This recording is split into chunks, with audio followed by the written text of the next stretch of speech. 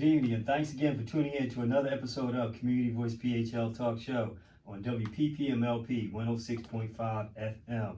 Community Voice is a radio talk show that highlights the value-based programs and services that people of color are doing all across the nation and right here in the tri-state area. We'll inform you about things that are happening, and we'll have engaging interviews with inspiring people who will get you involved with building caring and prosperous communities. So once again, thanks for listening to Community Voice PHL, a show that informs, engages, and inspires. And as always, we want to thank you for tuning in to us. If you're a first-time listener, we appreciate that. And for those who've always been listening, we always want to have your continued support. I know you're out there looking at on YouTube, you see the ingenious Nick, and you don't see me, but we'll square that away.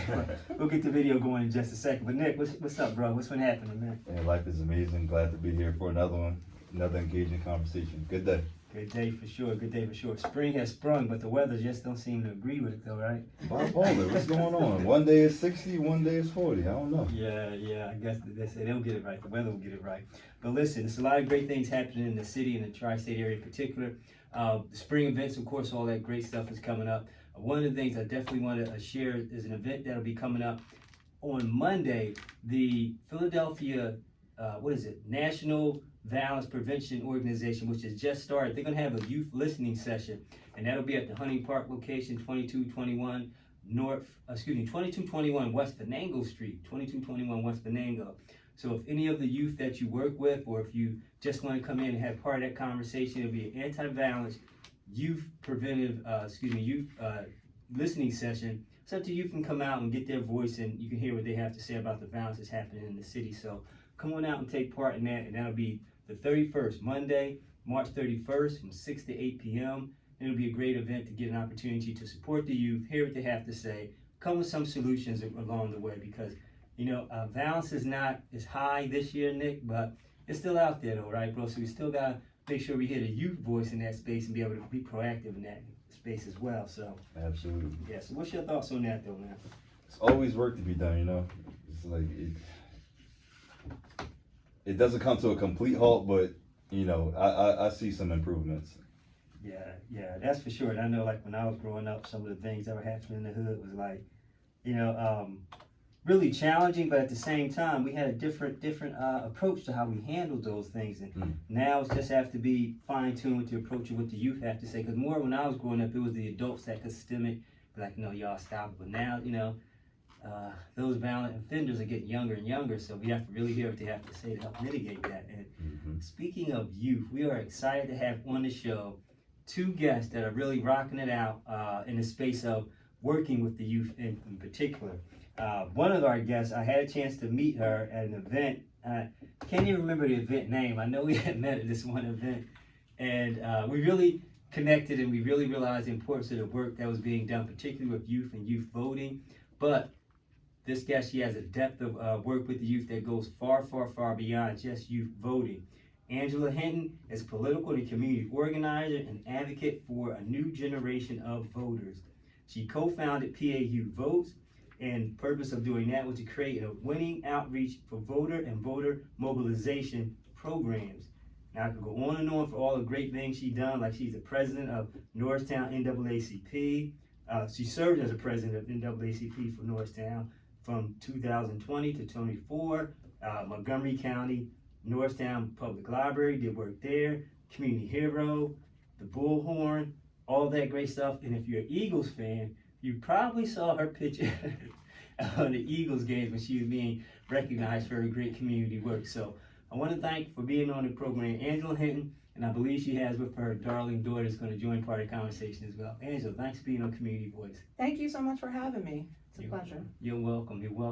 I read a little bit about your bio, but you can give our viewers and listening audience a little bit more about the work you do and give some depth to it before we step into a conversation. Sure. So basically what I do, and I think it's important all the time when I talk about the work that I do, is to kind of talk a little bit about the journey and how I got here. Yep.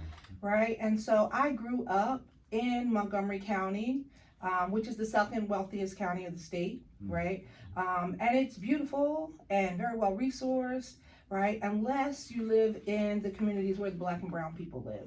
And so there is great disparity in Montgomery County as there is across this country. I think I saw just yesterday, one of the greatest issues that our young people are facing is income inequality, all the disparity that have all resulted from policies. However, growing up in that community, I did not understand that, right? I just knew we seemed like we had less. And so then I, as I grew up, I went off and I worked in ironically, a very wealthy client-facing group in Vanguard. So I served clients that were ultra high net worth, and they all had $5 million or more. And it was really interesting because that's where I started to see the disparity between, even my comfort, right, and engaging with others, writing, right. Most of the people that I worked with did not look like me, and they came from more well-resourced schools and families. And so I felt just like always, right, insecure. But still, I worked there for 20 years because in this country you have to have health insurance, if you have children, and you have to have a job, whether you like it or not, to provide that. That is a policy. Like I always try to go back to making sure you understand these are policies, right? So I worked there for 20 years and I serviced very wealthy people, and we created trusts so they could bequeath wealth to their children. And pay very little taxes. We created tax loss harvesting transactions so they could avoid paying taxes, and we made exceptions to every policy because they were very wealthy. And so after doing that for about 20 years, right, I decided I needed to do something more purposeful. So I went out and I did some political organizing. And so if you live out where I live in Montgomery County, most of the people elected right now serving in the state level, I helped get elected. And so I worked really hard, and they had all these great ideas about things they were going to do. I helped, get my state senator elected and ultimately went and worked there. And it was not long before I realized that all of those things we talked about when she was running for office were going to be scrapped because we were going to pay very close attention to who voted. And that is where we were going to spend our time. That is where we were going to make sure our grant funding went, and that's where all of our resources were going to go. And so I'm in a very gerrymandered district, and so none of the communities looked like the one that I came from, and so we were not clearly going to work on issues I cared about. So I didn't stay very long. And so in 2020, I got hired by When We All Vote, which is Michelle Obama's, right, to go in and do voter registration, but just voter registration, right? And so I started going into schools. I had like 6 teachers I got to talk to before they shut down. And those 6 teachers told me the same thing. I don't need you to do voter registration. I need someone to help these kids understand why they should be voting, right? And so the world shut down. These kids had nothing else to do. So I just started bringing elected officials because I had done all this political work, and so organizers, elected officials, talk to these young people. Why does this matter? What do you do? How does it impact them? And, we did a lot of work that year, and those kids really started to understand how all of this was connected to everything that was impacting them on a day-to-day basis. And so after that election, my contract ended with When We All Vote, and we founded PA Youth Vote to provide that why for young people, to help them understand how all of these issues that they're faced are the result of policies, right? And how policy and who's in office, has a big impact on whether or not the changes you want to see happen in your communities. And I like the way you unpacked all that, because that's all very important, because you show the progress from, like you say, your days at Vanguard, seeing the differentiation in, economically, and then of course the demographics and how it impacts various different levels. So I really like the way you unpack that. And one of the things that I always think is important, which I often share come around election times, is that not so much registering to vote, like you said, the teacher share it too, but getting them actually out to vote and understanding why their vote matters.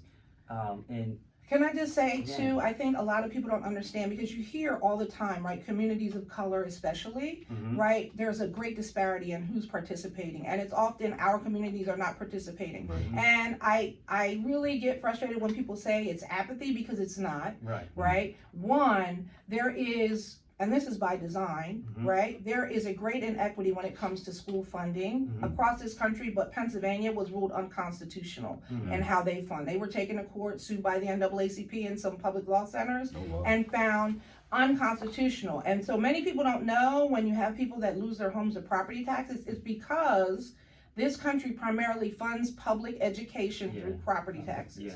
So inherently, again, going back to policies, right, when you had redlining, right, and we're clustered in these communities where our property values are lower, right, we can never raise the revenue to properly fund our schools. So in communities of color, they're not getting many things, right? The tragedy, I think, right now that people need to understand is what is happening when it comes to inequitable and inadequate school funding and how that is shaping the trajectory, right, of our students, young students that are Black or brown, ever being able to have the same level of preparedness as our, children that are in more white, affluent school districts. Yeah. It's staggering if you ever get a chance to really see it. And I'm in all different schools, so I see the disparity, right? But then on top of them not getting resources that they need, they also are not getting access to civics. So they're not being taught how government works. They're not being taught how any of this plays a role in their lives, right? Then they grow up in communities and become adults who don't understand this process, who does what, right? And so they're not participating. And then because they're not participating, right, elected leaders are not prioritizing us. So they pay very close attention, as I said in my experience when I first started, to who's voting, right? And if your community is not voting, you're not a threat to them staying in power. And so you are not going to be a priority. And so there's a cycle. Right. And that's what we're trying to break at PAU Folk, because it's education, right, has a lot to do with it. And then again, the responsiveness, because we're not participating. Right. And that's one of the things that you mentioned, is just that how, politicians are not, throwing darts at them in any regard, but they often ask, like, are you a voter? Are you registered? And then ask where you live at. Because those are things that, kind of move them in towards how they want to, go forth with any action or legislation or support. If you're not in the district, well, first of all, if you're not a registered voter, they'll hear you, but they ain't listening. They're not listening. The first thing we did when people called in the office, right, was check to see if you were a voter. Right. And so, that's going to determine how prioritized your issue may or may not be. So that people should understand that. And me and Nick, we have an age gap here, so I'm gonna let Nick speak from the aspect of the youth, because I'm sure he's got a few things. Absolutely, yeah. So what I understand from the youth is a lot of them don't feel heard, and because of their age, it's like, all right, well, they feel like their thoughts don't matter, or their feelings don't matter because of their age. So what are some of the concerns that you hear from the youth regarding the politics?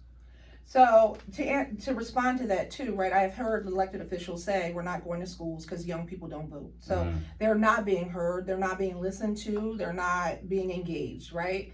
But we do work with young people all the time, and at PAU Folk, right, we are legitimately youth-led. So our program director is 24.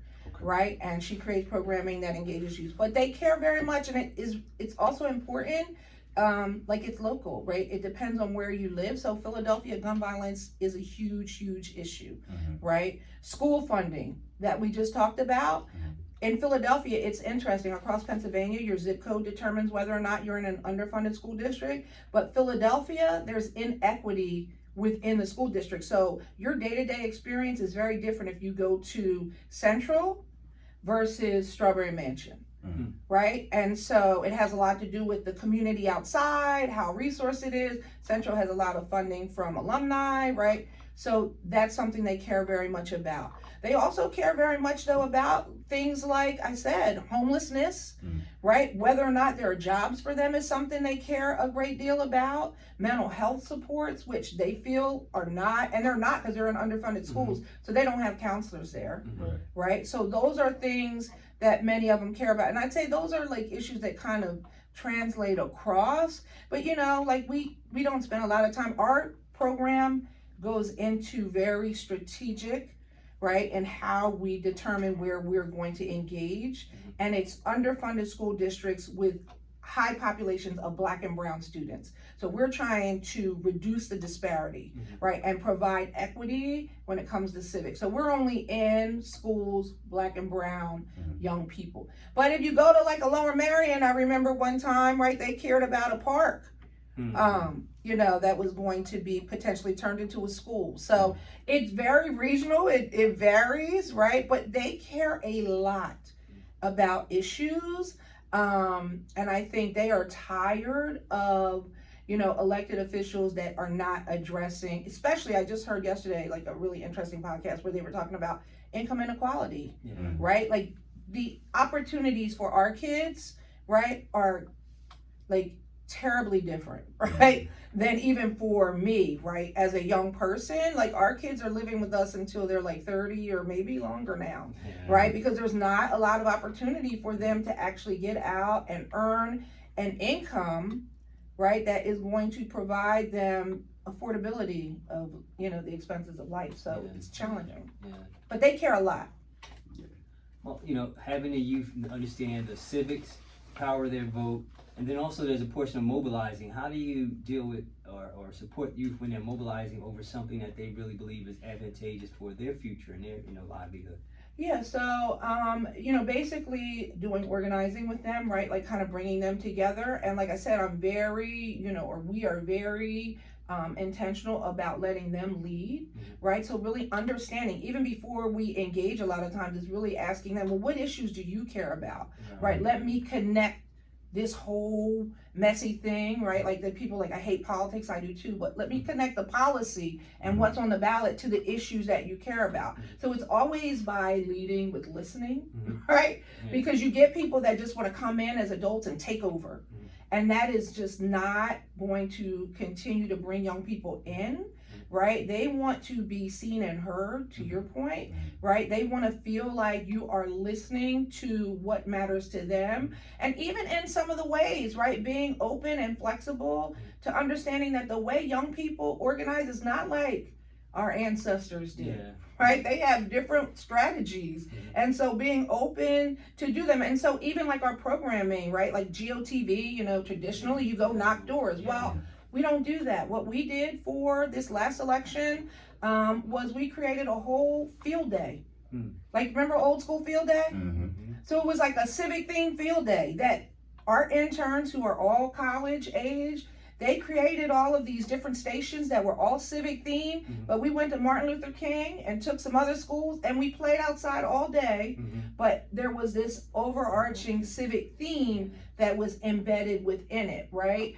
Or we do every year for early vote, you're talking about the importance of voting early. Our students are going to be college or working in the next year because they're all 18, right? And so we do this march every year where we work with all the students, we go in, we present, we register, we get the commissioners to fill out vote by mail applications, and then we bring hundreds of students on early vote day down to Love Park where they all meet. They have signs, we have these big flags, we have a drum line, and they shut down the streets around City Hall for the students to march, right? And then they go in and some of them go early.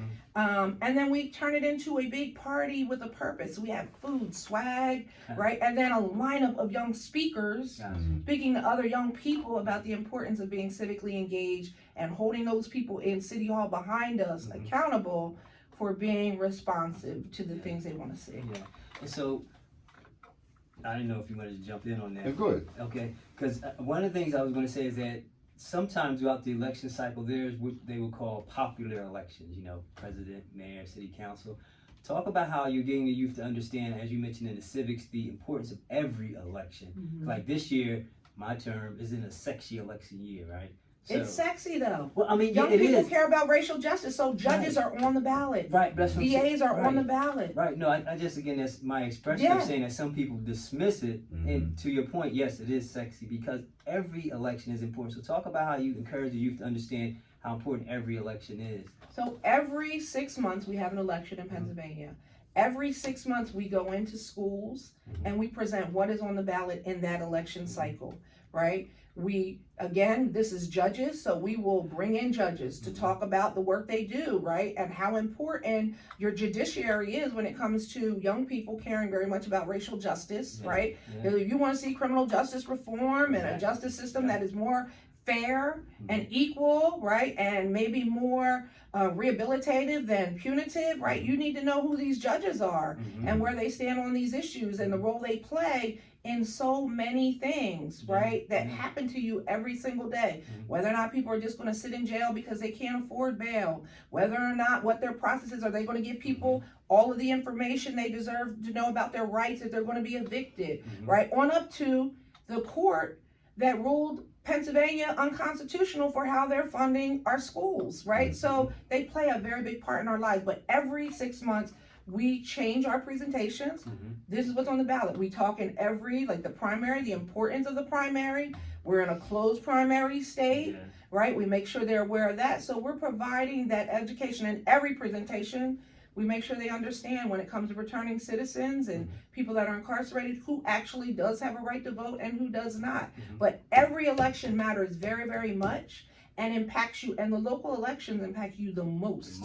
Yeah, and that is, and I'm glad you jumped in when I said, that about certain elections aren't important. You emphasize how every election, because that's what, not just the youth, but youth need to set that foundation for the older adults as well. But everybody needs to understand that, and that's a great way that you delineated that, because every election is important. We often get people talking about social justice and racial inequity and all that good stuff, which are valid conversations, but at the end of the day, if you're not voting in or voting out those judges, those key legislators, and those people who make a difference in your local community, then it becomes the system keeps doing what it's intended to do. It's going to continue to do what it's been doing, which is creating policies that make Black and brown people, right? I watched this movie. I don't know if you guys saw it.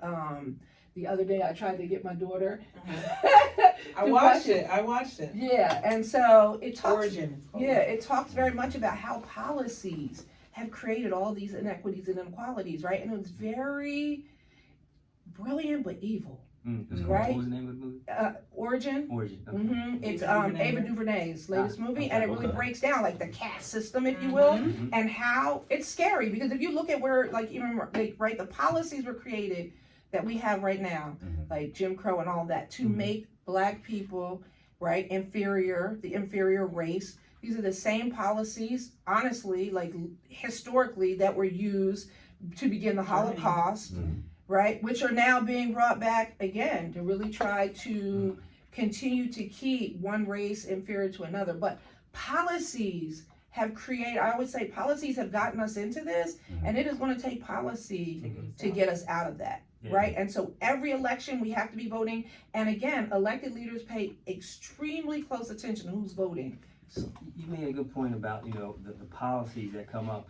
And it may or may not be, probably as part of the work that you do. Do you prepare youth to become leaders politically in that space so that they can then be able to say, hey, look, I'm going to run for X, Y, Z in the future? Is that something? So we prepare young people in addition to this work that we do. We are building and developing leaders in many different spaces. And so Cameron, who came to us in 2020 and did some work with us, who now the 24-year-old that's doing the program development, is one way, right? They continue to stay engaged, help inform our programming, right? But then we have Zion, who came to us, a young black man, 2020, started working with us. He was so shy and introverted, would not even turn his camera on at all, I promise you, right? So little by little, he grew, the community felt safe. So we do a lot of tabling at community events where we go out and talk to the community about the importance, because we also talk to adults in same communities.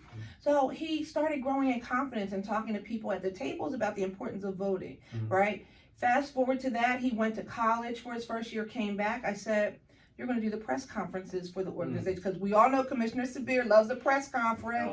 So we do a lot of them with him. And so, he has been a great supporter of ours. And so we're always grateful for him. But, and he's very inclusive of our, our work. So he was nervous the first couple times. I'm like, nope, you'll be fine. You're going to write. This is what we're talking about. This is the context. This is how much time. Do it. We help wordsmith it. The end of that year, we ran the civic programming full day for the Mayor's Office of Youth Engagement. He had to do a press conference with the mayor of Philadelphia. When I tell you he went up there and walked off like a boss, I was like in tears. Now, fast forward again today. He's in his last year of college. He is currently the president of the student body at Penn State main campus, has done an internship in Cancun and Japan, and was emailing me from Japan about what else he could do for the organization. So yes, we want people to have confidence. It's also about building the confidence for them in addition to voting and teaching them how to hold leaders accountable. There's advocacy, and there's creating the confidence to use your voice, right? To go in and advocate for your communities. And that takes confidence building, right? That Yeah. we do through the work that we're engaging in. Yeah. And that's awesome. Now we're coming up on the end of this show for Community Voice, and we always realize that when we have exciting and powerful, inspiring guests like yourself, half an hour just don't do it. Mm-hmm. So with that being said, we definitely would like to extend the opportunity to get you back on the show to talk a little bit more about some of the other work that you're doing with PAU Vote, and get your daughter's voice on there, because I heard before the show, her and Ingenious Nick was getting deep into some conversation there, and we want to bring that conversation to the surface as well. Can you give us a little tidbit, a little teaser about that conversation that you all were having? Oh, Yeah. go ahead. You can Yeah, go. just some holistic approaches to things, because we, Yeah. you know, we talk a lot about how, you know, people are hurting and they need medicine, but the industry isn't always the best way to go. I'm not saying don't take your meds if you got them, but you know, there's other ways of healing that aren't Right. being really promoted, and we end up getting addicted to a lot of these Right, things. which And I have personal experience with. Addiction has been something that actually riddled my family. Mm. So that's a lot of times why I subscribe to a more holistic approach in life. And forever, my family, my mom, my brother, they always, anything weird in the refrigerator, like, oh, this is Maris. I'm like, shut up. Like, they would Whose always food is tease this? me for it, but that's why, because I've really seen what, addiction can do to you if misused, right? So Mhm. the medications, the way they prescribe them, I think it's just outrageous. To keep And you hooked. sadly, due to healthcare policy, many of our people can't get to the doctor and get the meds anyway, so there are alternatives that And it goes back to the vote. policy. Goes back to the Right. vote policy. Goes back to the vote. So that's a teaser, y'all. So when we have Lamara, my name is Lamara Lamara. back on Yeah. with Ingenious Nick to tease out the rest of that conversation, be sure to tune in. But we're gonna wrap this segment up. So Angelique, if someone wants to take part in PAU Vote, get in contact with you, where can they mostly find you at, and how can they, put that in action with the youth that they're working with, or if they're a young person themselves listening? So pauvote.org is our website, and we're at PAU Vote on all social media platforms. So, we have young people, so you DM us on Instagram, it will definitely respond. It goes down in the DM. Or info@pauvote.org is an email address. So, really we, any, help, we come out, like present, community events you want our young people to come at and have those conversations, practicing, talking to adults about all of this. Please reach out. We'd love to find ways to work with you. Yes, indeed. You're part of the LiveFest Every Voice, Every Vote Yeah. project as well. So am I. So we always collaborate and connect on that. So appreciate you again for being on the show. Thank you for bringing your lovely daughter, who's going to be a guest in the near future. And we want to also encourage everyone. We're going to have all the information about how you can contact PAU Votes in the show notes. So if you missed it while it was given out, it's going to be in the show notes. You can grab that information, and be sure to be able to support PAU Votes and all the work that Angelique is doing to make sure that the youth are civically and socially engaged and making a difference in the world and society that will soon be theirs. So Nick, before we sign off, what's your final words for the day, good brother? Yeah, I just want to give some kudos to this organization, because Thank you. when I was growing up, I didn't have a lot of these resources. A lot of times when people were trying to get me to vote, it was just based on what they wanted and not asking what would benefit me and the rest of the youth. So thank you for that. Thank you so much. We just found out too, I'd like to say, the work that we're doing and the way that we're doing, meeting young people where they are, young people, 18-year-olds, which is who we're engaging, outpace general turnout in Philadelphia. So it works. When you spend your time and you do it the way we're doing it, young people stay engaged, they participate. Like I said, they care very, very much. We definitely got to have you on, because I got so many questions about that last statement you just made, because that's the generation of not just leadership changing in our political, social, economical environment, and so many great things come because now you have a wellspring of voters actually coming out, because PA has been furious in times past, Philadelphia in particular, with low voter turnout. But what you just shared was so encouraging. So definitely going to have you both back on. We got to wrap up this segment of Community Voice. So remember, if you're following us on social media, go to our Instagram page, is where we land at the most, which is CommunityVoicePHL, and send us an email to CommunityVoicePHL@gmail.com if you have any comments about this episode or any other previous episode. So remember, if it's happening in your community, we need to hear your voice. Peace, and we are out. Peace.